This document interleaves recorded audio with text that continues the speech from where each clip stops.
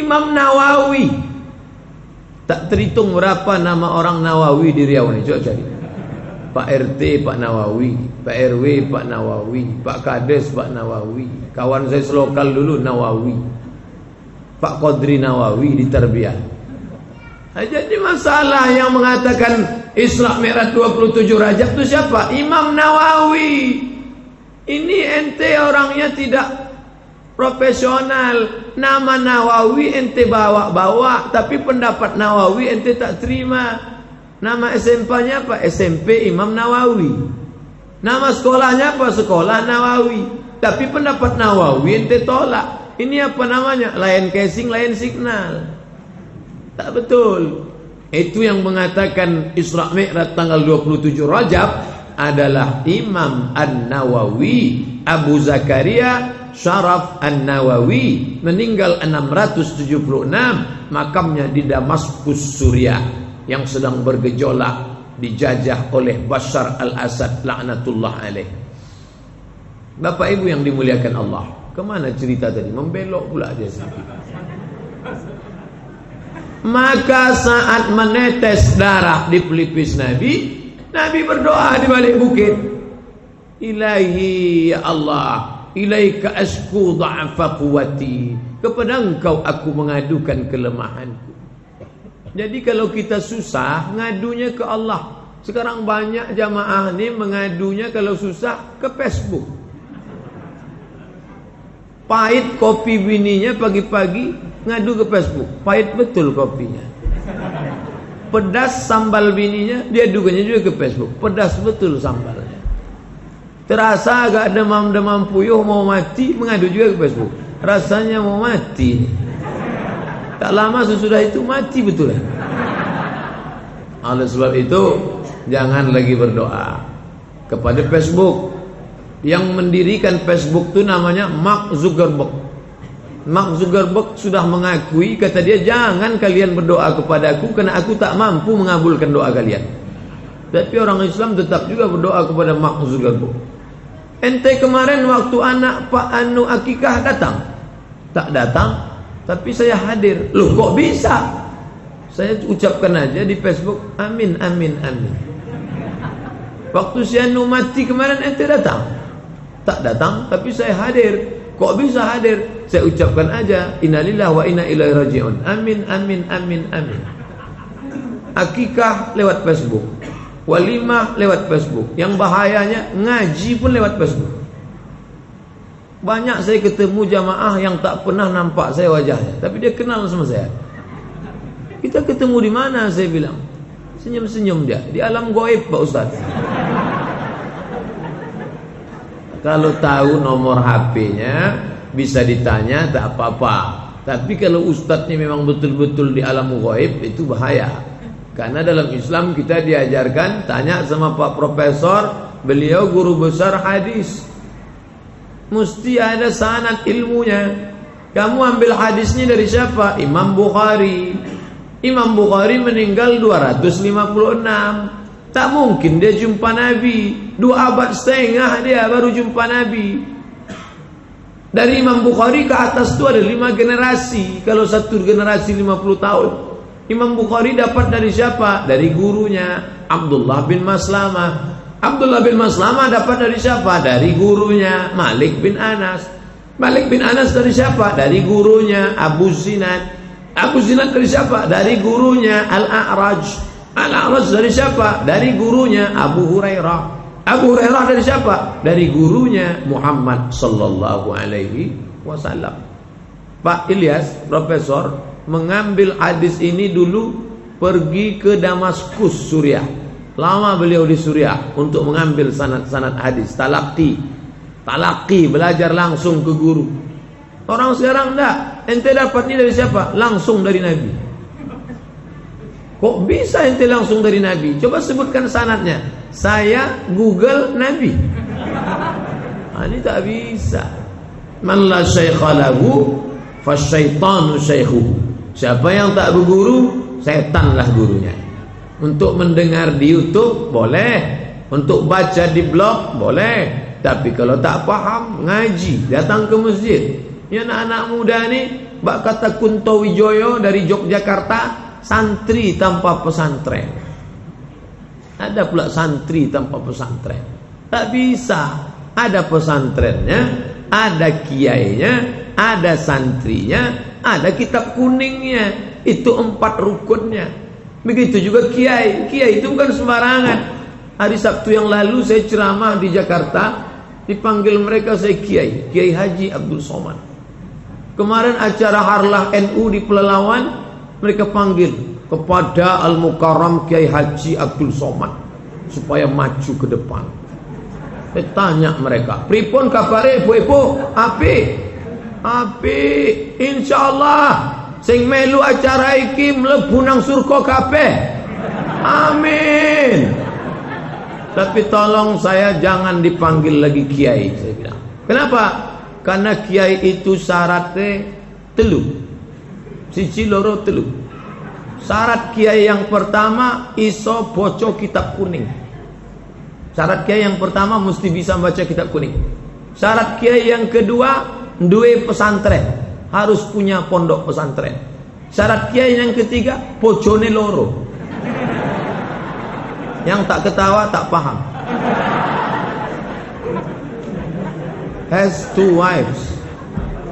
Nah, ketika menetes darah jatuh ke pelipisnya, Nabi mengangkat tangan, ya Allah, aku sedang betul-betul jatuh ini. Paman mati, istri meninggal, orang musuh melempar sampai darah menetes. Maka saat berdoa itu, memang Nabi Muhammad itu doanya cash and carry. Langsung datang malakul jibal. Malak artinya malaikat, jibal bukit. Apa kata malakul jibal? Ya Muhammad, tunjukkan mana bukit yang paling besar, akan kucabut, kutimpakan ke suku Thaqif di Taif ini. Apa kata Nabi? Asallah an yukhrij min aslabihim man ya'budullaha wa la yusyrika bihi syai'a. Semoga Allah mengeluarkan dari tulang sulbi mereka anak cucu yang tidak akan mempersekutukan Allah. Doa Nabi makbul. Sampai sekarang orang Taif itu 100% muslim. Letaknya di Saudi Arabia. Yang rajanya baru datang kemarin, namanya King Salman bin Abdul Aziz. Apa pelajaran dari sini? Darah menetes dari pelipis, paman mati, istri meninggal, tapi tetap hati tak panas, mulut tetap mendoakan yang baik-baik. Andai kitalah yang ditawarkan malaikat begitu. Hai Abdul Somad, pamanmu baru meninggal, istrimu baru meninggal, jamaah melempar kau pakai batu, tunjukkan mana bukit biar kutimpakan ke mereka. Langsung saya sebutkan, Gunung Bromo, Gunung Kidul, Gunung segala gunung, Gunung Merapi, Gunung Kelut, tolong timpakan malaikat. Orang biasa kalau sudah dia kena musibah, dia selalu mengkambing hitamkan musibah. Saya sebetulnya nggak pemarah loh Bu, tapi saya sedang suntuk, inilah marah saya kan. Pokoknya kalian paham-paham aja sama saya ya. Orang pula dia suruh memahami dia. Ini tak betul. Kita belajar dari Isra dan Mi'raj Nabi Muhammad sallallahu alaihi wasallam. Nah, tak lama sesudah itu Nabi pun pulang. Ketika dia pulang, muncullah satu peristiwa, furija saqfu baiti, terbuka atap rumah. Fanazala Jibril, turun malaikat Jibril. Fafaraja sadri, dibelahnya dadaku. Waja'a bitistin min zahab, dibawanya mangkok terbuat dari emas. Mamlu'atun bil hikmati wal iman, berisi hikmah dan iman. Thumma ghasalahu bima'i Zamzam, dibasuhnya hatiku dengan air Zamzam. Setelah itu bersih, barulah diisinya fa'afraghahu, dituangkan mangkok berisi hikmah dan iman ke dalam jantung Nabi. Fa'atbaqahu, dijahit rapat balik. Anas bin Malik menengok bekas tusukan jarum di dada Nabi. Anas serumah dengan Nabi, pernah menengok Nabi buka baju dan nampaknya bekas tusukan itu. Atharu ibrah, athar bekas, ibrah mikhyat tempat menjahit. Jadi bukan sekedar simbol, tapi betul-betul terjadi bahwa jantung Nabi itu dicuci. Inilah yang disebut dengan tazkiyatun nafs, pensucian jiwa. Tadi saya sebelum masuk kemari wuduk dulu di kamar mandi kita bersih. Idza qumtum ila sholati fasilu wujuhakum, basuh muka, wa aydiyakum ilal marafiq, tangan sampai siku, wamsahu bi ru'usikum, kepala sampai telinga, wa arjulakum ilal ka'bain, kaki sampai mata kaki. Itu bersih fisik, tapi hati, baju putih, peci putih, HP putih, jam putih, sendal putih, mobil putih, hati hitam. Ustaz nyindir siapa? Diri saya sendiri. Jam saya putih, baju saya putih, HP Ustaz putih nih. Yang HP-nya putih jangan tersinggung. HP saya memang betul-betul putih. Putih kan? Kita ini disuruh pakai putih supaya putihnya masuk ke dalam. Jangan sampai kepala batutui, hati berbulu. Bersihkan hati. Fa'alhamaha fujuraha wa taqwaha. Allah berikan ada jalan buruk, ada jalan suci. Maka sucikan hati. Dari apa Pak Ustaz? Riya, sum'ah, takabur, syirik, apalagi pokoknya semua yang kotor-kotor bersihkan. Ini yang datang malam ini semuanya hatinya sudah bersih dari takabur.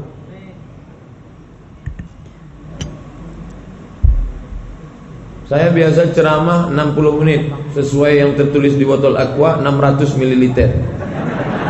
Tapi kalau begini bisa panjang nih 2 gelas saya. Tambah pula semini.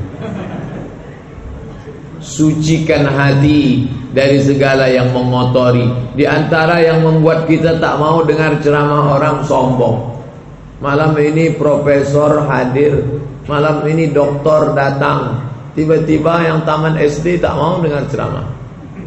Sombong, angkuh. Kalau jumpa sama orang, tangan masuk kantong, nunggu orang mengeluarkan tangan. Kalau jumpa sama orang, mulut terkunci, nunggu orang mengucapkan salam. Kalau jumpa sama orang tak mau nengok matanya, mendongak saja ke langit. Udah lah hidung pesek, mendongak pula. Masuk jang gerimis ke lubang hidung, baru tahu. Yang disombongkan ini apa? Ini sampai sekarang saya tak paham sama orang-orang sombong. Apa yang disombongkan? Saya sama beberapa pejabat datang undangan. Turun kami dari sampan. Kebetulan yang tempat lokasinya di tepi sungai. Dari kejauhan kami dengar suara dari mikrofon. Janganlah mau disanjung-sanjung, engkau digelar manusia agung. Sadarlah diri, tahu diuntung, jasad terbujur, keranda diusung. Lama saya mikir, kok berani bukti nyanyi ini. Ini kan tersinggung pejabat dengan lagu. Begitu sampai di masjid saya penasaran, manalah ibu yang nyanyi ini tadi. Rupanya saya tanya, mana? Itu Pak, flash disk. Tak ada orang.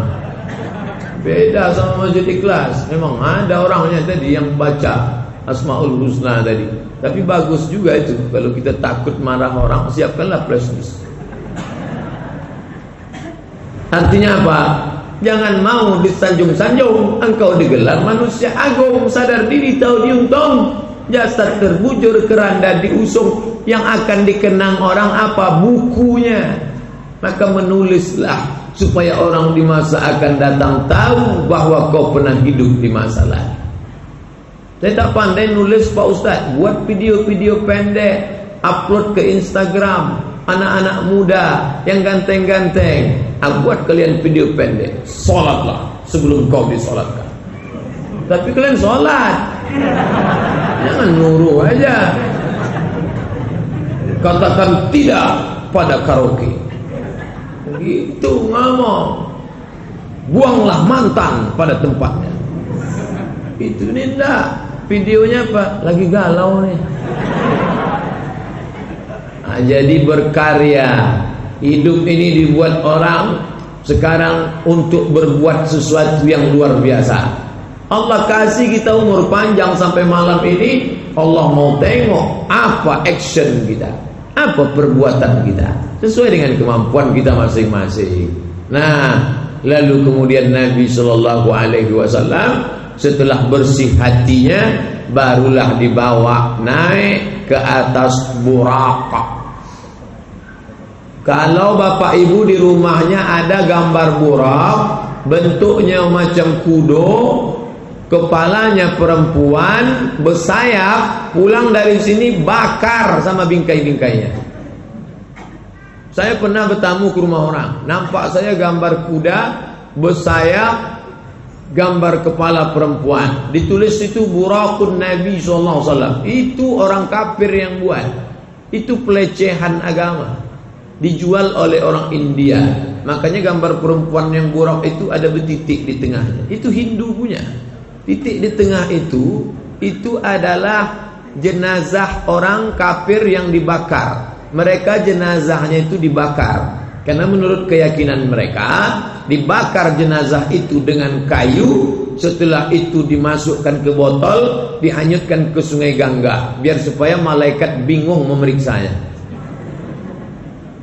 Kalau kita tidak mati di bom atom, mati dimakan ikan piranha, mati tetap bisa diperiksa oleh para malaikat. Agama kita rasional. Sulitkah bagi Allah menghidupkan kita hidup balik? Enggak. Innama amruhu iza arada syai'an ayakula lahu kun fayakun.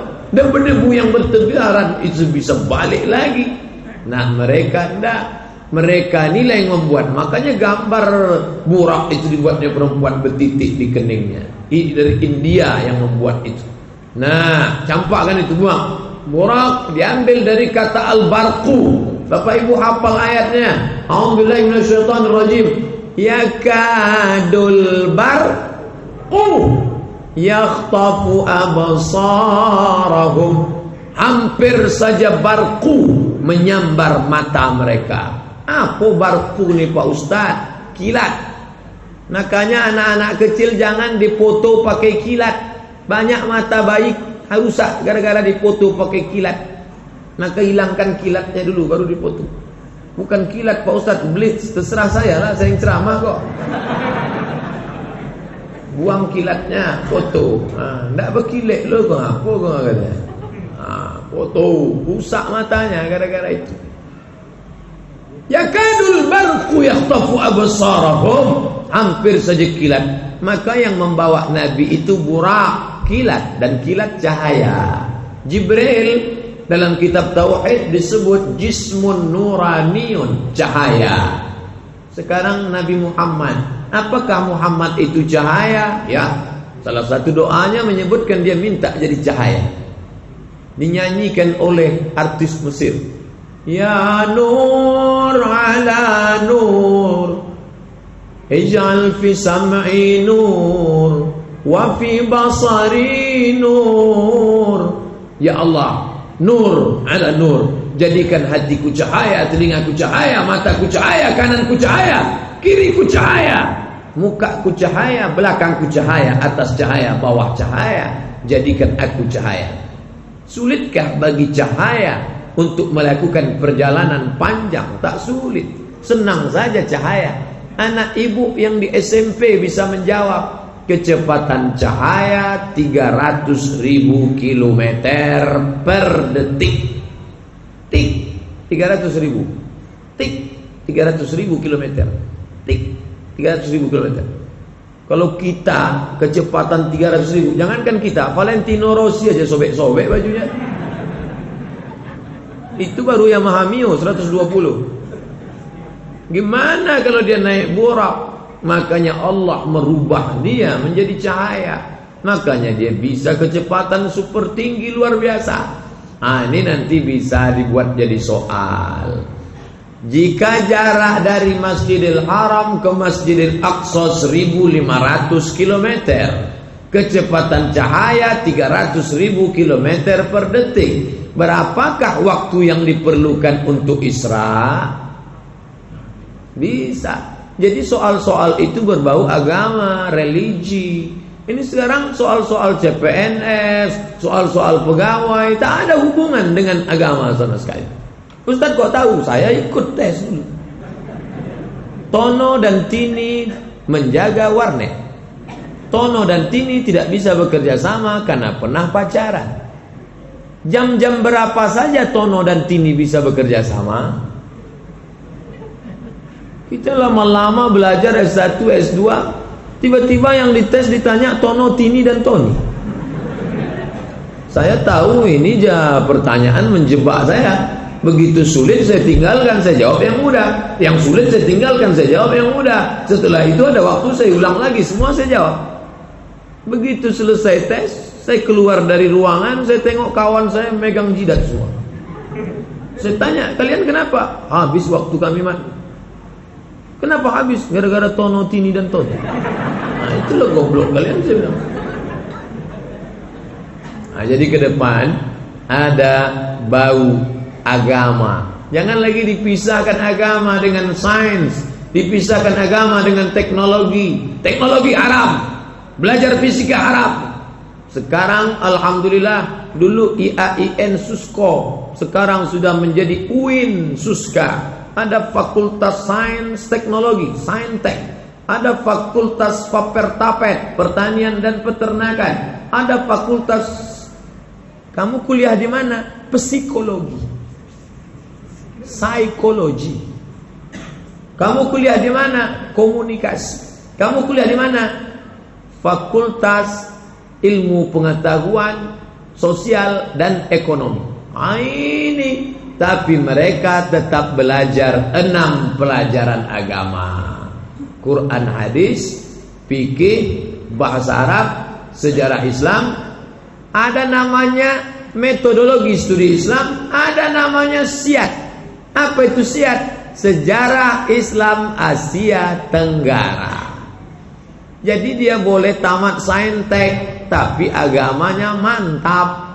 Karena dulu pelajaran agama di pondok pesantren, tanya buya-buya kita dulu, mereka sekolah di Darun Nahbah di Bangkinang, itu berapa pelajaran agama? Untuk belajar hadis saja kita hitung sama-sama.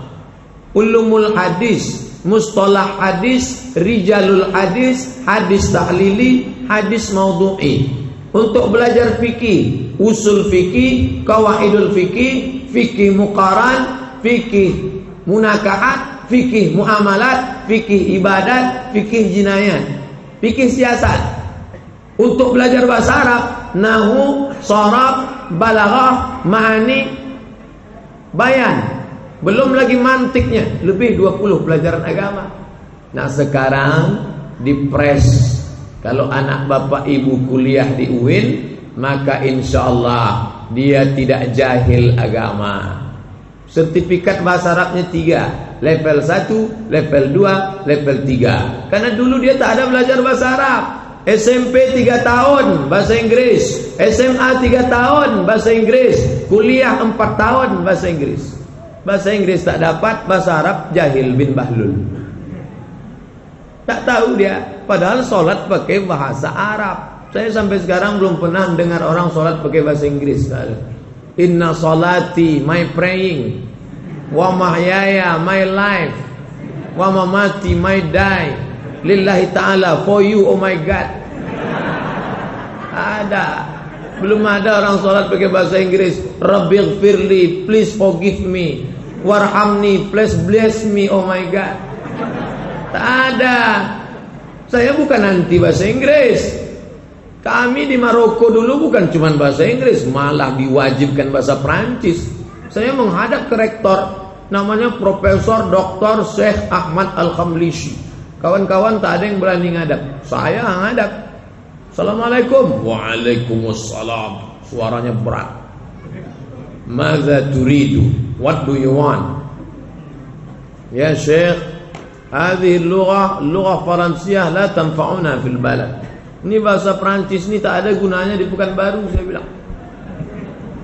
Balik kami ke Pekanbaru tak terpakai ini, saya bilang.